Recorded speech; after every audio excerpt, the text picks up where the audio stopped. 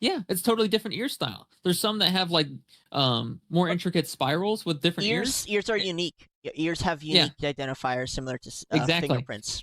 And they found that the spiral, and I could probably find an image, but I'd have to look it up. But the spiral that they had as he was being pulled out on the stretcher, and this is coming from the journalist from the mainstream media, right? Nowhere else. And they looked at his ear, or they had a picture of him on the stretcher as his body, which honestly is really weird. For first off, for multiple reasons. One, the mainstream media never shows corpses ever, Mm-mm. ever. They don't. They just don't do that. So why would they be showing us a corpse of Jeffrey Epstein? They didn't. They haven't shown any of the bodies from the Texas flood. They haven't shown any of the bodies from any wartime footage. They haven't shown any of the bodies from any natural disasters that have occurred at all. They never show anything like that. So why would they show us Jeffrey Epstein's body to begin with? That's already suspicious, right? Mm-hmm. And then, and so essentially, the ear shape of the body they had on that stretcher matched Anthony Bourdain, not Jeffrey Epstein. Who is Bourdain? Let me double check before I say anything that's wrong. I just know the name.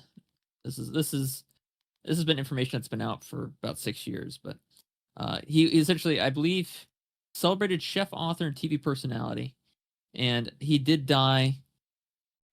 When did he die? June 8th, 2018. So this was a year before, or was it He does look a lot like Epstein. exactly? And that's I think why they used his body.